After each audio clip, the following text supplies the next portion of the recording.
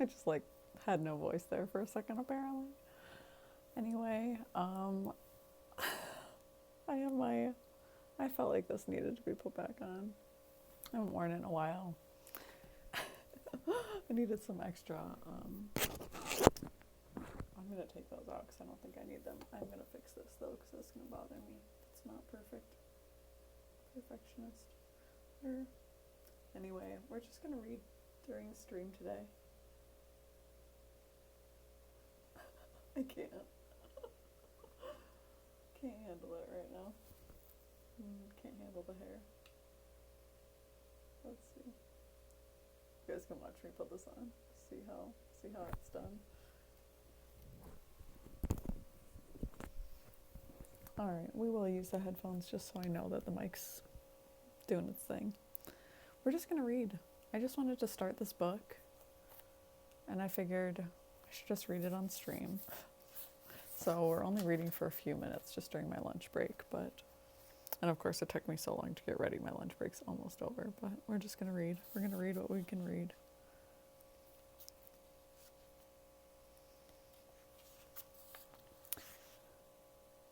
The Toltec. Thousands of years ago, the Toltec were known throughout southern Mexico as women and men of knowledge. Anthropologists have spoken of the Toltec as a nation or a race, but in fact, the Toltec were scientists and artists who formed a society to explore and conserve. I should just mute my computer. Sorry about that. To explore and conserve the spiritual knowledge and practices of the ancient ones. They came together as masters, naguals, and students at Teotihuacan. I'm probably pronouncing that wrong, and I apologize.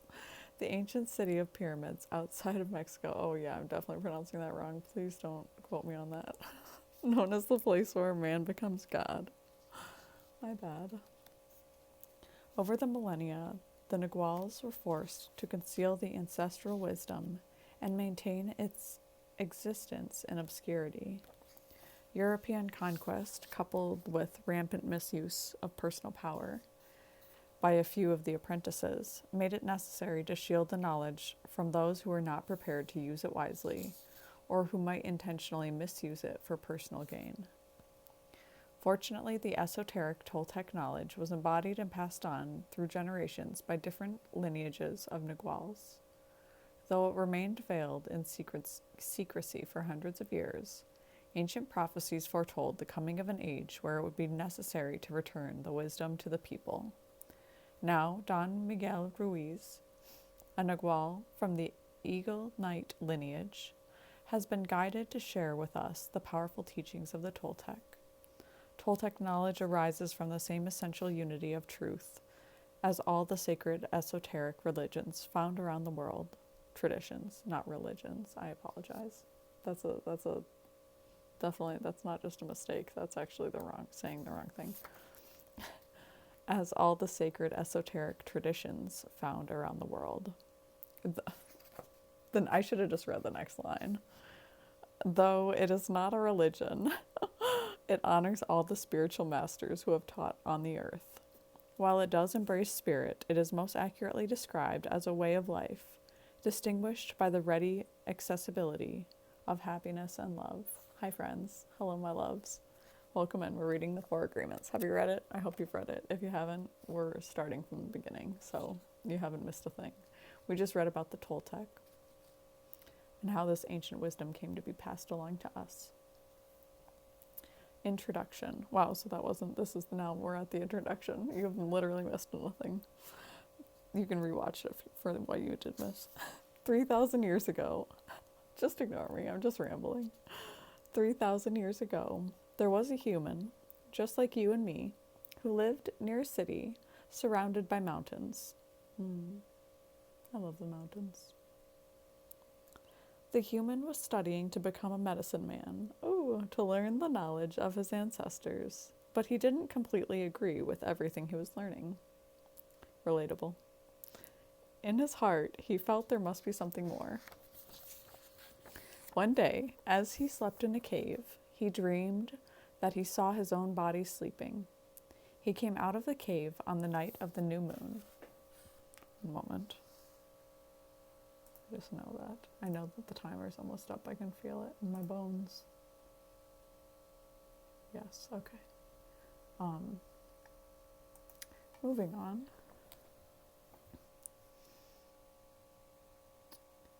He came out of the cave on the night of a new moon.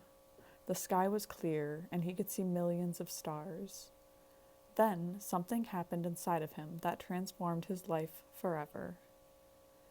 He looked at his hands, he felt his body, and he heard his own voice say, "I am made of light. I am made of stars."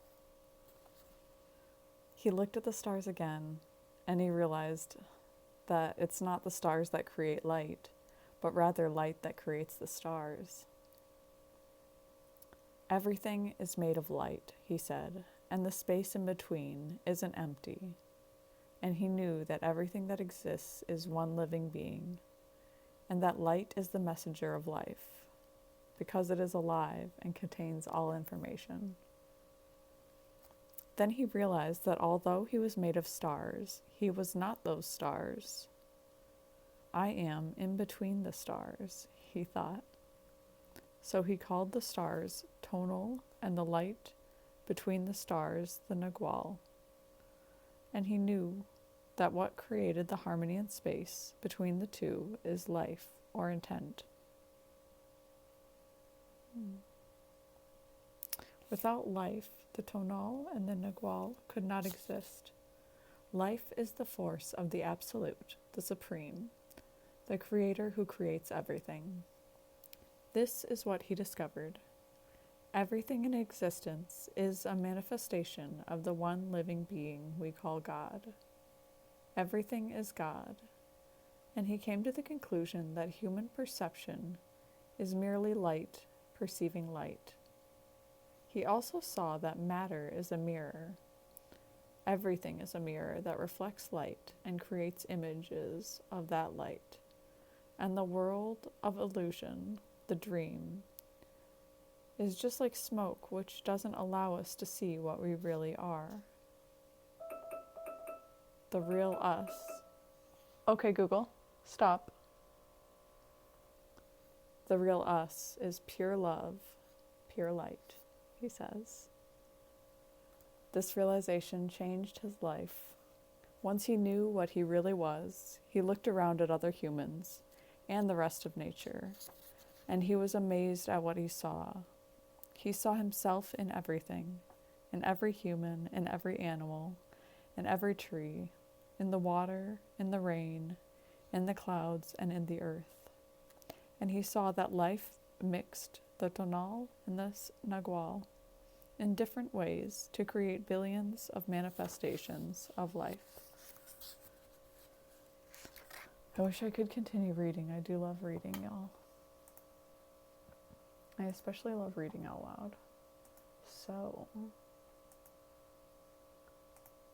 let's see here.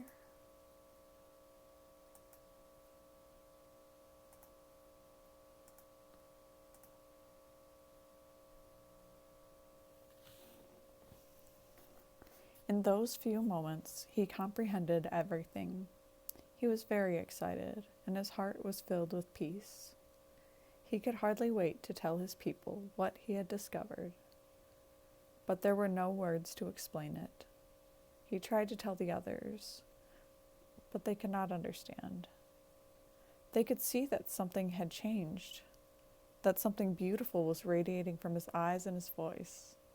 They noticed that he no longer had judgment about anything or anyone. He was no longer like anyone else. He could understand everyone very well, but no one could understand him. They believed that he was an incarnation of God, and he smiled when he heard this and said, "It is true, I am God, but you are also God. We are the same, you and I. We are images of light. We are God." But still, people did not understand him. He had discovered that he was a mirror for the rest of the people, a mirror in which he could see himself. Everyone is a mirror, he said. He saw himself in everyone, but nobody saw him as themselves.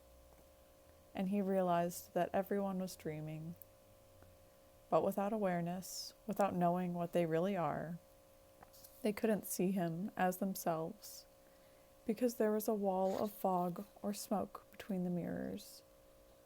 And that wall of fog was made by the interpretation of images of light, the dream of humans. Then he knew that he would soon forget all that he had learned. He wanted to remember all the visions he had, so he decided to call himself the Smoky Mirror, so that he would always know that matter is a mirror and the smoke in between is what keeps us from knowing what we are. He said, I am the smoky mirror because I am looking at myself in all of you, but we don't recognize each other because of the smoke in between us. The smoke is the dream, and the mirror is you, the dreamer.